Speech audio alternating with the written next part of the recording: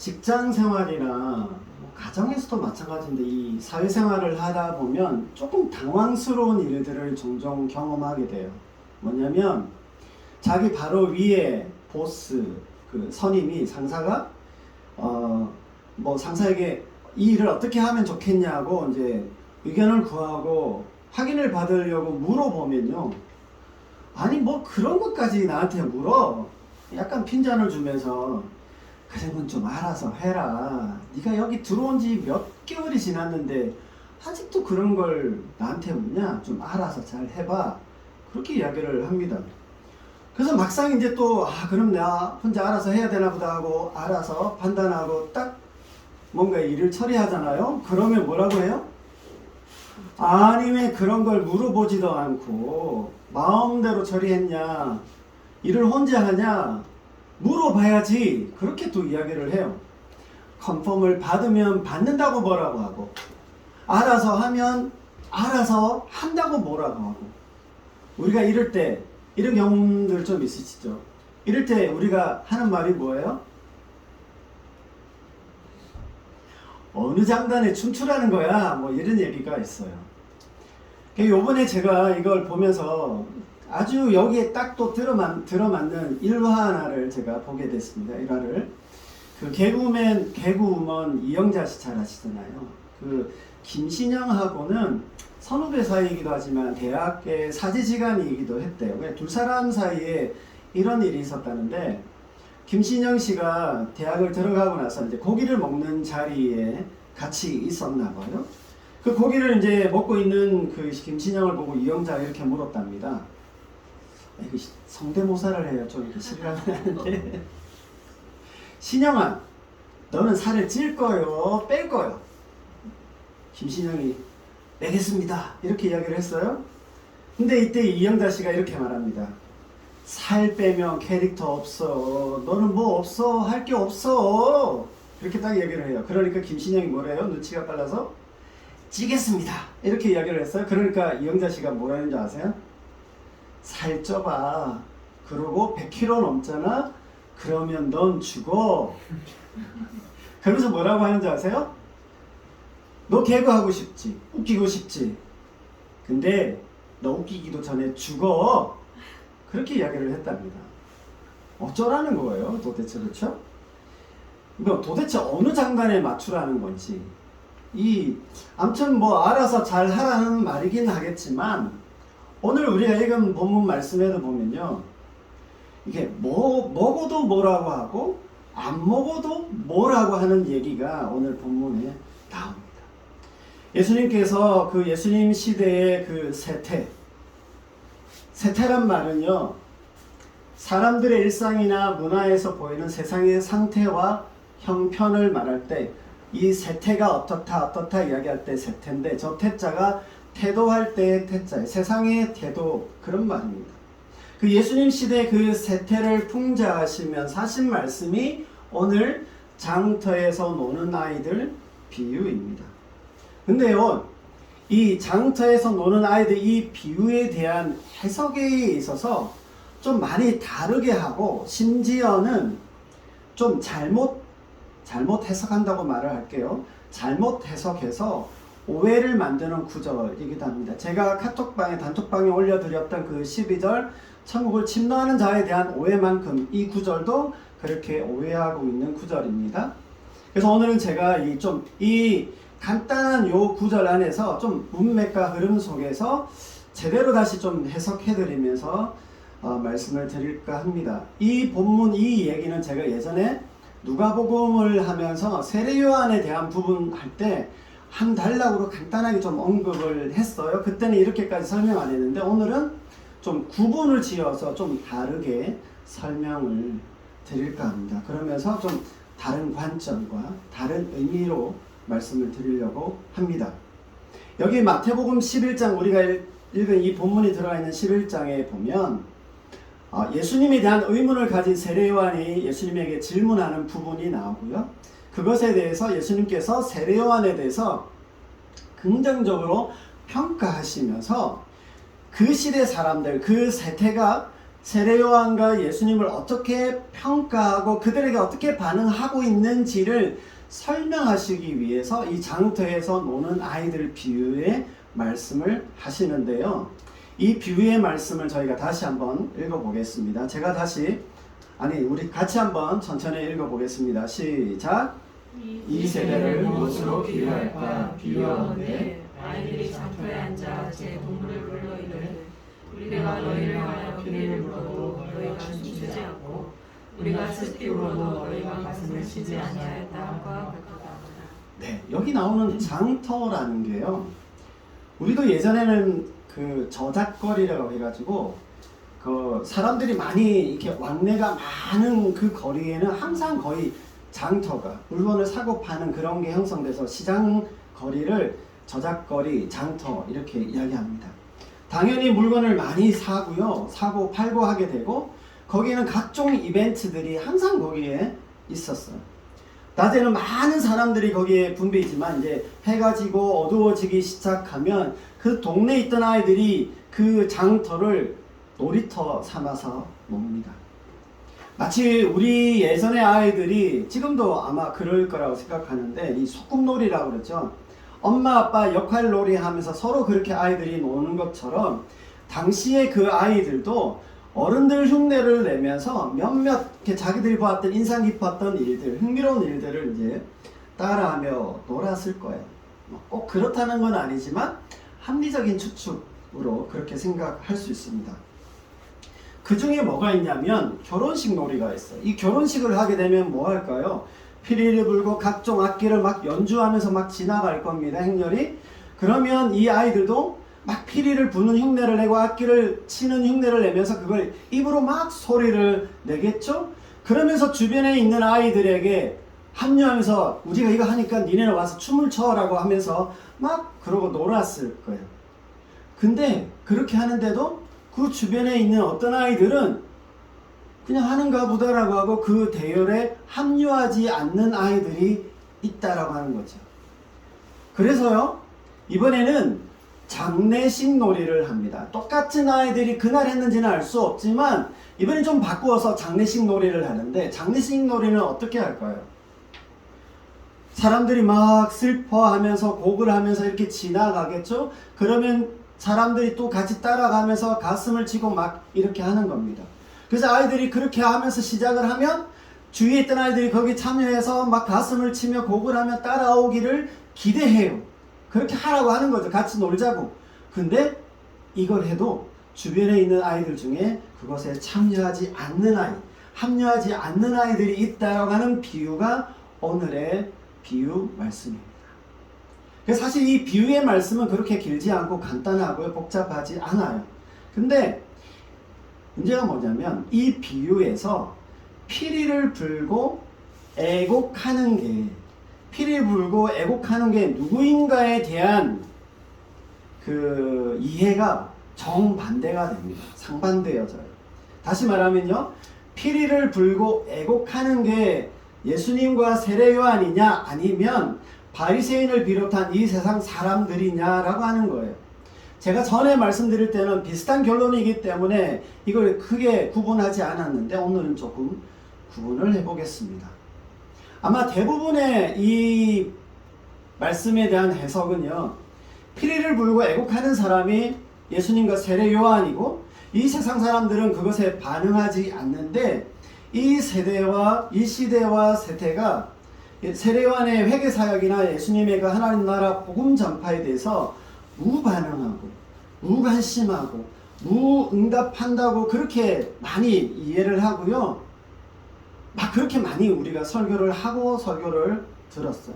실제로도 이번에도 제가 이 부분에 대한 걸 많이 이렇게 찾아보니까 여전히 그렇게 많이 해석들을 하고 있습니다. 그러면서 더 나아가서 뭐라고 이야기해요? 우리 그리스도인들은 피리를 불 때 춤을 추고 통곡할 때 같이 애곡하고 공감할 줄 아는 믿음과 신앙의 그리스도인이 되어서 실천하고 순종하며 살아야 한다고 강조합니다. 좀 더 나아가서는 뭐예요? 이 세상 사람들은 무응답하고 무반응하지만 우리가 그들에게 뭐 해야 돼요? 들리도록, 그들이 우리와 함께 하도록 복음을 전해야 된다 이렇게 강조하게도 되죠. 저는 이렇게 해석하는 어떤 다른 배경들이 있는데 제가 이해한 배경들이 있는데 그걸 오늘 말씀드리진 않겠지만 충분히 그럴 수 있다고 생각을 합니다. 또 뭐 이렇게 풀고 이렇게 생각해도 궁극적인 의미는 좀 비슷하게는 가지만 사실 제가 이제 오늘 말씀드릴 이 내용에서 이렇게 결론을 보면 완전히 달라요. 좀 의미가 너무 좀 많이 달라지는 걸 발견하게 되는데요. 저의 결론은 아무튼 오늘 정반대의 상황으로 말씀을 드리려고 합니다. 다시 말하면 여기 17절에 춤추라고 피리 부는 우리가 누구냐? 라고 했을 때 바리새인과 세상이다. 춤추지 않는 너희가 누구냐? 예수님과 세례 요한이라는 겁니다. 이게 좀 완전히 반대되어지는 거 이해가 되시죠? 좀 달라집니다. 우리가 슬피 울면 그들이죠? 우리가 슬피 울며 곡하면 너희 예수님 당신 세례 요한 그대로 따라서 애곡하라는데 안 하셨다는 겁니다. 여러분 이렇게 결론이 되면 어떻게 돼요? 춤추고 애곡하며 따라가야 한다는 말이 아니라 오히려 그들이 춤추며 애곡하며 야 따라와 했는데 뭐야? 이러면서 오히려 우리는 그것에 반응하지 않고 묵묵히 우리의 길을 가야 한다라고 말하는 거예요. 이게 결론 자체가 사실 많이 정반대로 흘러갑니다. 이게요 18절과 19절 말씀에서 유추해 보아도 이게 더 맥락에 맞는 이해입니다. 제가 이걸 다시 한번 읽어볼게요. 요한이 와서 먹지도 않고 마시지도 아니하며 그들이 말하기를 귀신이 들렸다 하더니 인자는 예수님이세요.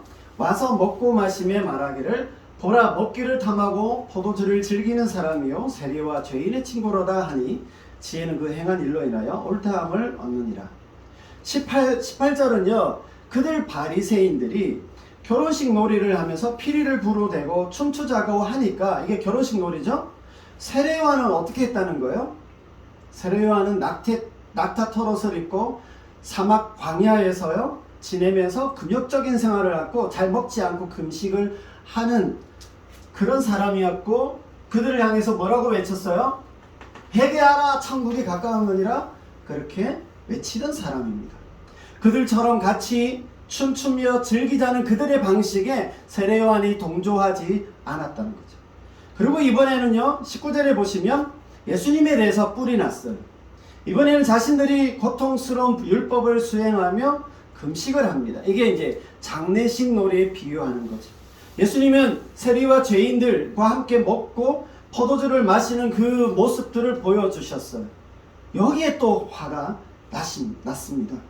그러면서 세례 요한은 그들처럼 춤추지 않고 즐기지 않는다고 해서 귀신 들렸다고 비방하고 예수님은 또 먹기를 탐하고 포도주를 즐기며 율법적으로는 절대로 함께하면 안 되는 그 죄인들, 세리와 창기들과 함께 어울리는 그 반율법적인 인물이라고 위험한 인물이라고 하면서 비난하고 있는 것입니다. 결국 이 세대의 사람들은요 그들처럼 먹고 마시며 함께 춤을 추든지 또는 슬퍼하며 울어야 하는 그들의 방식과 규칙에 동조하며 참여하라고 끊임없이 부추기고 자극해 오는데 세례 요한이나 예수님은 거기에 동조하지 않고 함께 어울려 놀아주지 않았어요. 그래서 그렇다고 해서 세례 요한과 예수님을 비난하고 있다라고 하는 말씀입니다. 다시 한번 정리합니다. 예수님은 이 세대를 장터에서 노는 아이들로 비유를 하셨는데요. 이 세대는 마치 다른 아이들을 향해서 왜 우리가 부는 피리에 춤추지 않냐? 왜 우리가 애곡하는데 가슴 치지 않지? 그렇게 따지는 아이들과 같다는 겁니다. 참 예수님의 비유가요 기가 막히고 유머러스하면서도 뼈 때리는 게 뭐냐면 그 어마어마한 종교 권력자들인 바리새인들을요 어디에다 비유했어요? 장터에 노는 아이들이 비유했어요. 참, 예수님의 이 비유는 탁월한 것 같습니다. 아니 왜 우리가 노는 그 놀이가 무엇이든지 간에 거기 함께 참여하지 않고 따로 노느냐, 그렇게 불평하는 자 같다라고 예수님께서 말씀합니다. 이러한 세대를 대표하는 자들이 누구라고요? 율법으로 영생과 구원을 얻고자 하는 제사장을 비롯한 서기관과 바리새인들이었습니다. 자신들이 피리를 불면 요한은 춤을 추어야 했고요.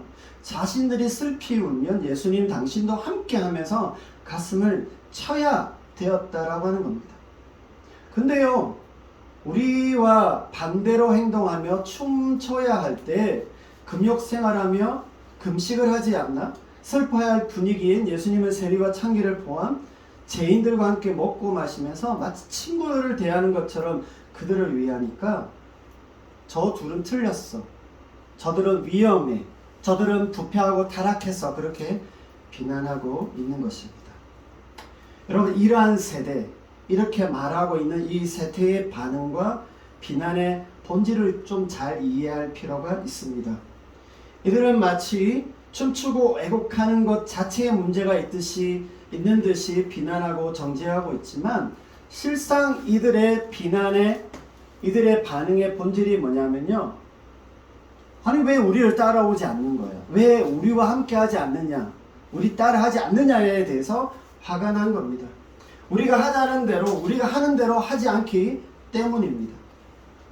자기들의 종교 기득권을 주장하면서 자신들이 원하는 대로, 자기들이 하는 대로 요한과 예수님도 함께 어울리며 순응하며 맞춰주지 않는다고 이들이 비난하고 있다라고 하는 사실입니다. 여러분, 이걸 이렇게 정리하게 되면 관점이나 적용점이 사실 좀 달라집니다. 아니, 좀 반대가 돼요. 우리가 지금까지 많이 들어온 얘기는 피리 부을 때 춤추고 슬퍼할 때 가슴 쳐야 하는 반응을 보이고 순종의 삶을 살라는 그 메시지를 많이 들었어요. 이게 틀린 것은 아니지만 이 경우는 아니다라고 하는 겁니다. 무반응하고 무관심하고 무관하게 살면 안 된다고까지 우리가 설교를 많이 듣게 되는데, 오늘 제가 드린 말씀에서 보면 오히려 우리는 어떻게 해야 돼요? 무반응하고 무대응하는 삶으로 살아야 한다는 그 말씀이 되는 겁니다. 세례 요한과 예수님은 그 시대의 사람들이 자신들의 방식으로 살아가고 그것에 동조하기를 원하고 동조하고 있는 그 세태에 대해 합류하기를 원했지만 그렇게 하지 않으셨다라고 하는 겁니다.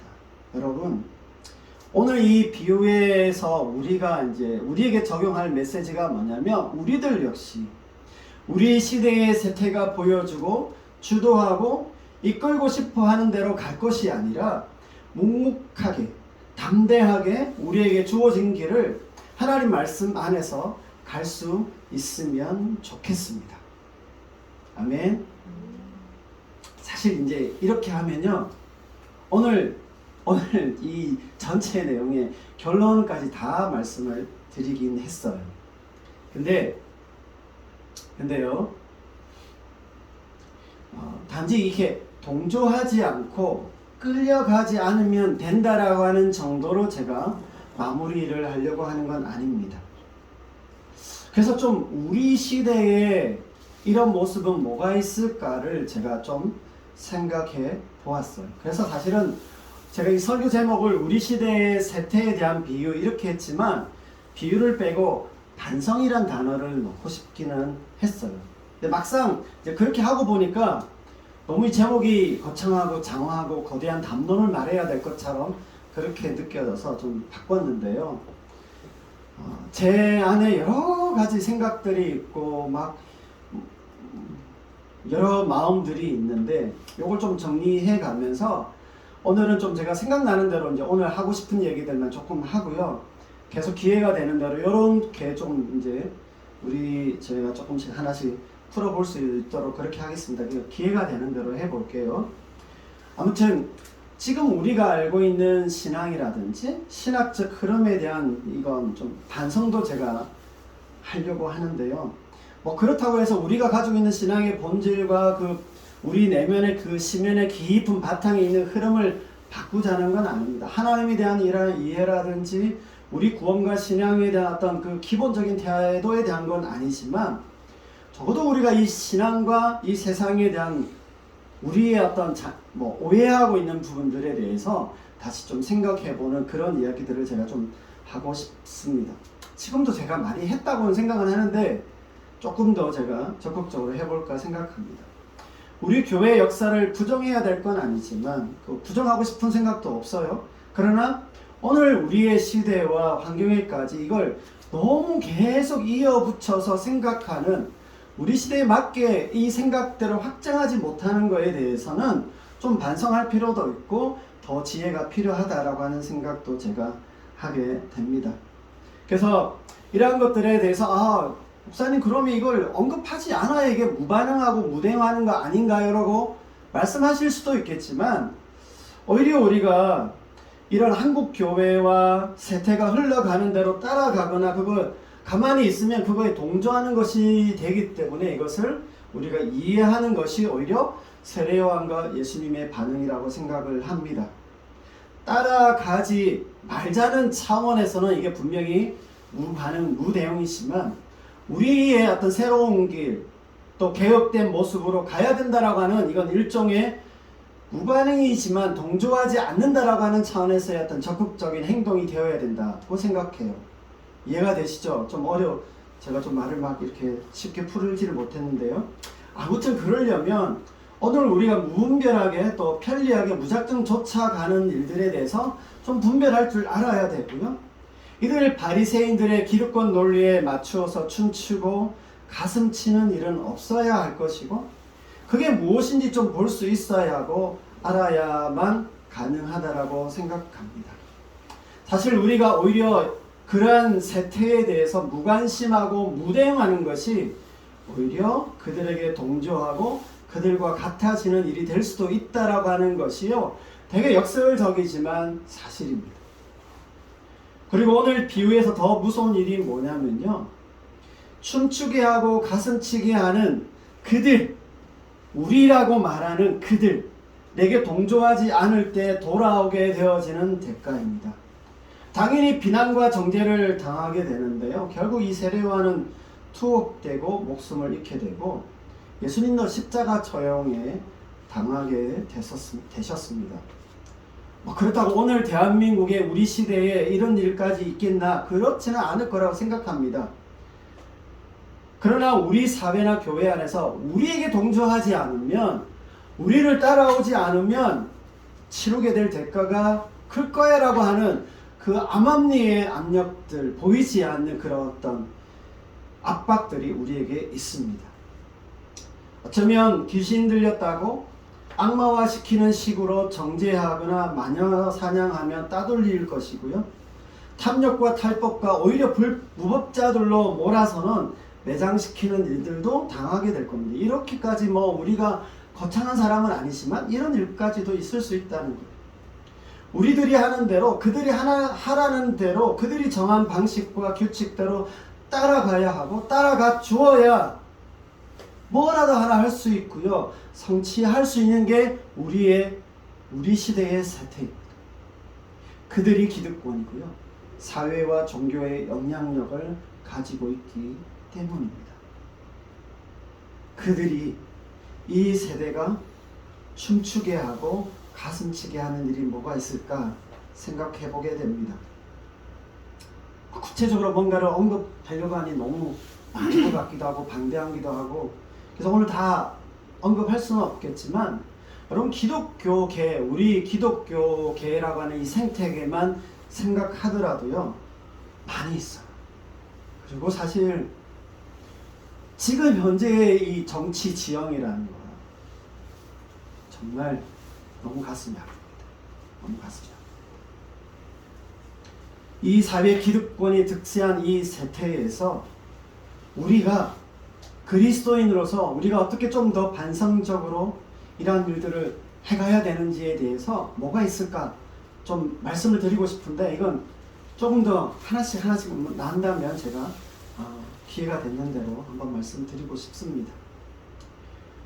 아무튼 참 이 지금의 세태 가운데에서 이 법과 질서를 자신들 마음대로 들이대면서요, 하고 싶은 대로 하는 이 정치와 권력들에 대해서 여러분이 우리가 무반응해야 되나, 모른 채 해야 되나, 그냥 지나가야 되나.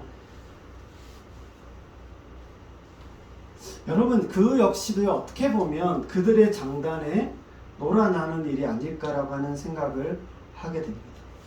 근래 한국 교회와 우리 사회를 생각하면 사실 제약 가름하기도 바쁘긴 하고 버겁긴 하지만 정말 마음이 아프고 답답한 신경을 이루 말할 수 없고 정말 온몸에 맥이 빠지는 기분입니다. 한국 교계는요, 지금 우리 자녀들이 있기 때문에 그걸 구체적으로 더 말할 수 없지만 너무 많은 일들이 있는데 이게 너무 엉뚱한 거예요.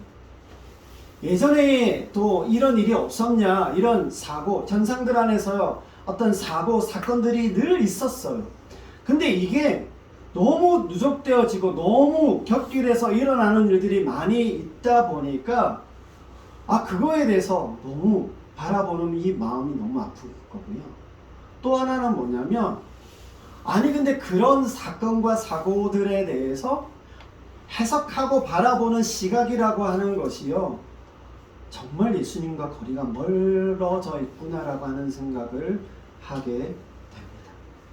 우리가 무수하게 예수님을 언급하고 예수님으로 통한다라고 이야기하지만 거기에 예수님의 마음이 없고 십자가 정신이 드러나지 않는 겁니다. 너무 희미해요. 세상과 사람을 향한 하나님의 그 진실한 마음보다는 율법적이고 종교적인 잣대로 재단하기에 바쁜 그 재단만 무성한 기독교회가 되어버리고 세상을 향해 좀 더 한 발짝 다가가지 못하고 있는 그야말로 우리들만의 교회가 되어가고 있다라고 하는 생각이 듭니다. 오늘 우리 시대의 우리 그리스도인들이 오히려 그들 장단에 맞춰 살고 있는 것은 아닌지 한번 돌아보아야 하고 반성해야 하지 않나라고 하는 생각을 오늘 본문 말씀을 보면서 들었습니다. 좀 더 늦기 전에요, 더 깊이 들어가기 전에 여러분, 우리의 자녀들이, 우리의 젊은 세대들이 지금 우리 사회의 그 세태를 따라가며 그것이 세상이라고 생각하지 않도록 도와주어야 된다고 생각해요. 그게 하나님 나라가 아니고 그게 진짜 세상이 아니다라고 하는 것을 깨달을 수 있도록 도와줘야 됩니다.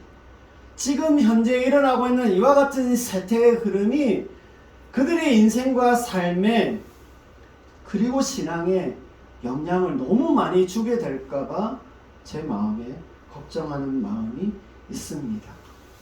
여러분, 우리 자녀들에게요, 가치 있는 판단에 기반한 삶을 살 수 있도록, 가치 있는 그 판단에 기반한 삶을 살 수 있도록 용기를 주고 격려해야 합니다. 그것이 앞으로의 그들의 삶에 대한 판단과 선택에도 계속 영향을 주게 될 것입니다.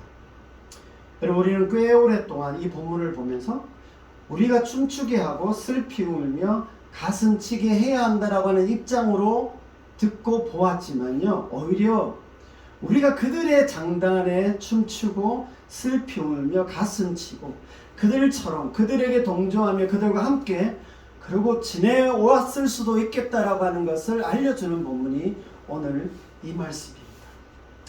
이제 말씀을 마치겠습니다.